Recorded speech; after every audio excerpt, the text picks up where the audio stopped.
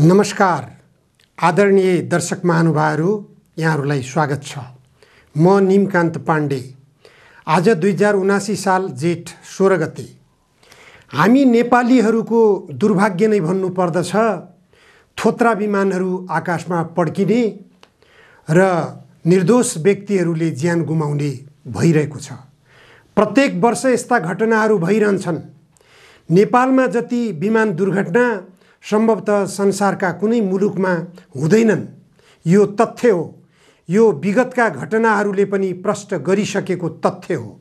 तर यसरी थोत्रा विमानहरू नेपाली आकाशमा उड्न किन अनुमति पाइरहेका छन्, यो सबैभन्दा महत्त्वपूर्ण विषय हो।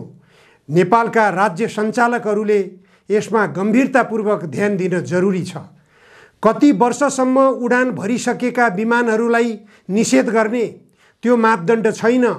यति वर्षसम्म उडान भरिसकेपछि त्यस्ता विमानहरूलाई उडान भर्न निषेध गरेर त्यस्ता विमानहरूलाई कवाडीमा बिक्री गर्न आवश्यक छ।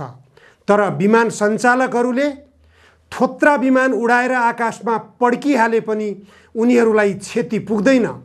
मानव क्षति भइहाले पनि, पाइलटहरूको निधन भइहाले पनि विमान सञ्चालकहरूको लागि केही क्षति हुँदैन।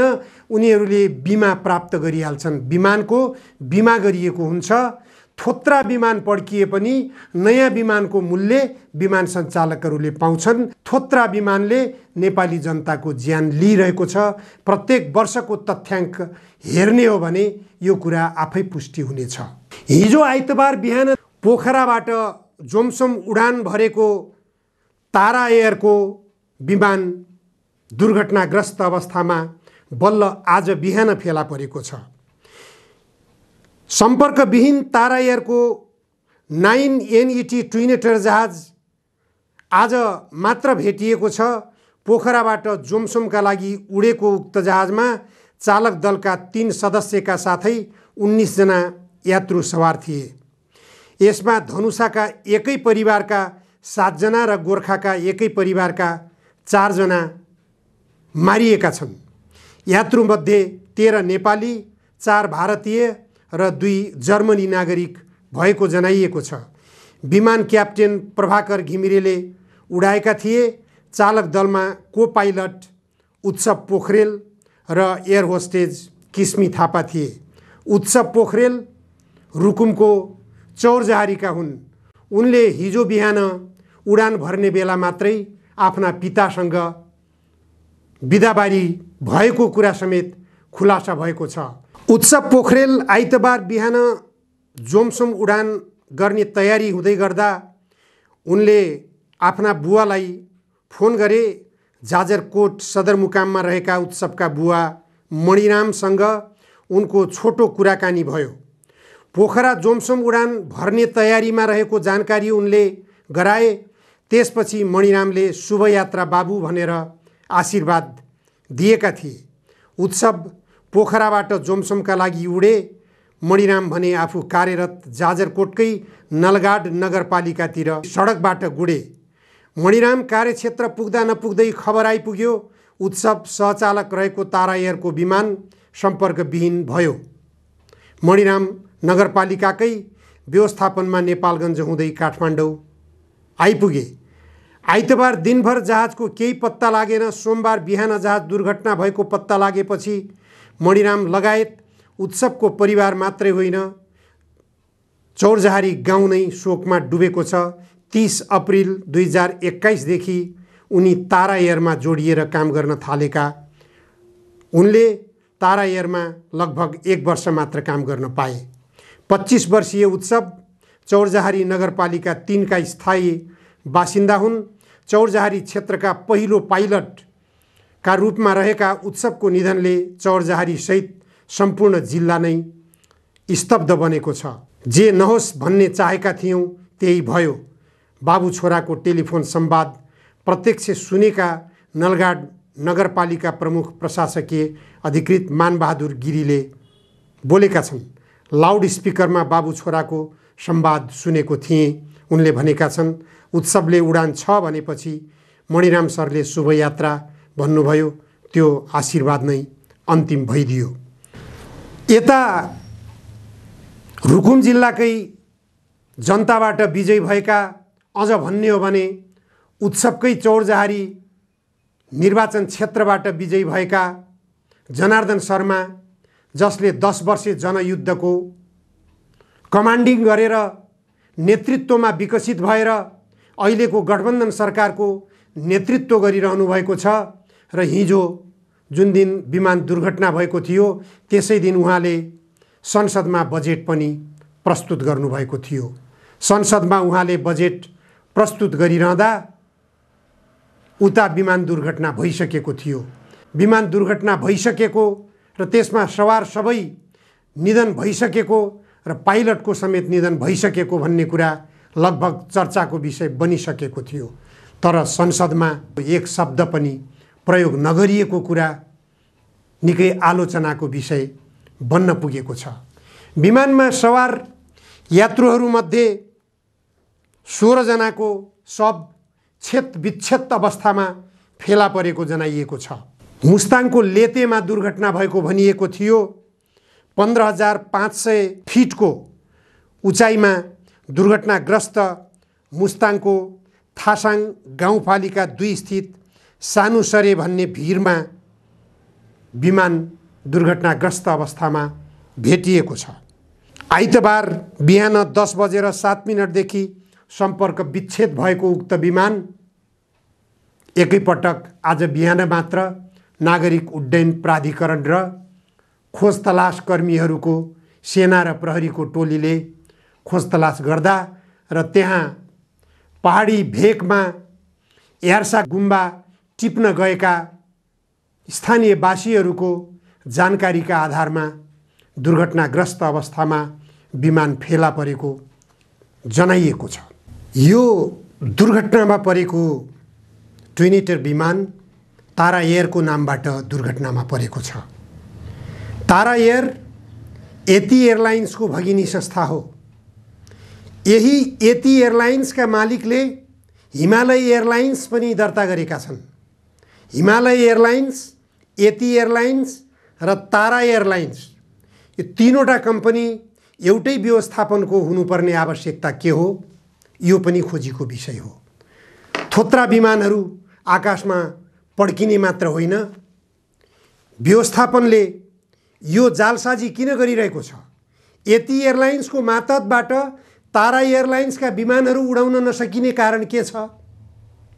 राजस्व ठग्नको लागि हो, अथवा थोत्रा विमान उडाउनको लागि हो, अथवा कुनै तस्करी धन्दा गर्नको लागि हो? यिनै यति एयरलाइन्सलाई हो तत्कालीन केपी ओली नेतृत्वको सरकारले विभिन्न ठाउँमा गोकर्ण रिसोर्ट लगायत नेपाल ट्रस्टका जग्गा जमिनहरू कौडीको मूल्यमा भाडामा दिएको थियो। रहस्य के हो? रहस्य खोजी गर्नुपर्ने अवश्य छ। तीनवटा विमान कम्पनीहरू एउटै व्यवस्थापनले सञ्चालन गरिरहेको छ। यिनै यति एयरलाइन्सका सञ्चालक तत्कालीन पर्यटन मन्त्री रविन्द्र अधिकारीलाई लिएर उडान भरिरहेको बेलामा हेलिकप्टर दुर्घटनामा मारिए। त्यो दुर्घटना पनि रहस्यमय नै मानिएको छ। यी रहस्यमय दुर्घटनाहरू अनुसन्धान गर्ने बेलामा, छानबिन गर्ने बेलामा विमान कम्पनी तीनवटा छन् तर व्यवस्थापन एउटै छ। यस्तो किन भएको छ यो पनि अनुसन्धानको विषय हो कि? नेपालमा बेरोजगारी व्याप्त छ।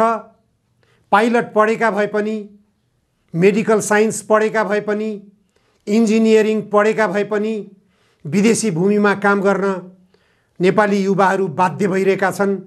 देशभित्र रोजगारीको व्यवस्था गर्न सरकारले सकिरहेको छैन। पञ्चायतकालमा राजा महेन्द्रले स्थापना गरेका उद्योगहरू बिक्री गरेर देशलाई उद्योगविहीन अवस्थामा पुर्याइएको छ। देश उद्योगविहीन हुनु भनेको युवाहरू बेरोजगारी बन्नु हो। रोजगारविहीनको अवस्थामा देशलाई पुर्याइएको छ। देशमा रोजगारी कसरी सृजना गर्ने सरकारले बजेट सार्वजनिक गरेको छ। किसानहरूको हितमा कुनै योजना छैन। मजदुरहरूको हितमा कुनै योजना छैन। उत्पादन बढाउने भनिएको छ, उत्पादन बढाउने कसरी त्यो योजना छैन। छिमेकी देश भारतबाट वर्षमा 11 अर्बको गहुँ खरिद गरिन्थ्यो। गहुँ निर्यात गर्न भारतले रोक लगाएको छ। यता नेपालमा खेतीको समय आइसकेको छ। खेतीको समय नजिकिँदै गर्दा मलको अभाव सिर्जना भइरहेको छ। भारतबाट आयात गरिने मल जो भारतमै आश्रित भइरहेको थियो, भारतले मल निर्यात नगर्ने भनेर सूचना जारी गरिसकेको छ। भारत स्वयंलाई मल पुगिरहेको छैन। भारत स्वयंलाई गहुँ पुगिरहेको छैन। स्वाभाविक रूपमा उसले गहुँ र मल निर्यात बन्द गर्नु उसको पनि बाध्यता हो। तर भारतले विकल्प अपनाइसकेको छ। भारतले युरिया मल युक्रेन र रुसबाट आयात गरेर पूर्ति गर्ने गर्थ्यो। नेपाललाई समेत त्यही कोटाबाट निर्यात गर्ने गर्थ्यो। तर अब भारतले युरिया मल बाहिरबाट आयात गर्नुपर्ने बाध्यता पनि आफूलाई नहुने अवस्थामा पुर्याइसकेको कुरा जानकारीमा आएको छ। भारत सरकारले भारतको गुजरातमा नैनो युरिया नामबाट झोल पदार्थ उत्पादन गर्न थालेको छ।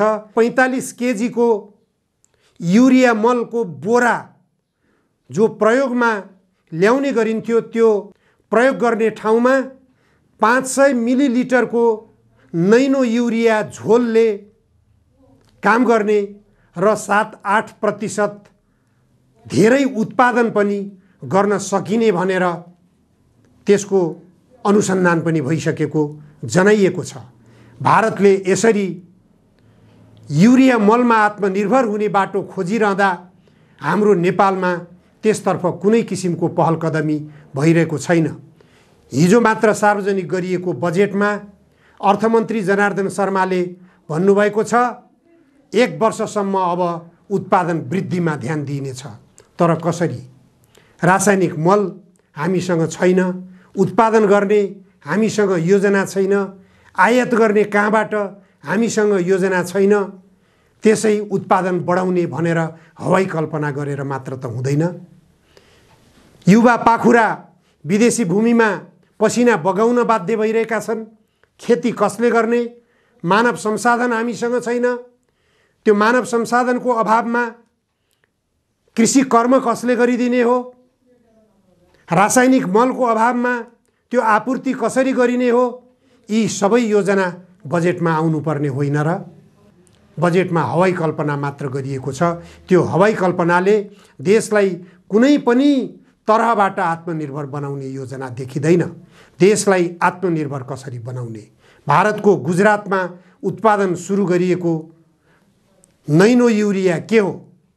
त्यो उत्पादन नेपालमा गर्न सकिन्छ कि सकिँदैन? त्यसतर्फ नेपाल सरकारले पहल गर्न जरुरी छ।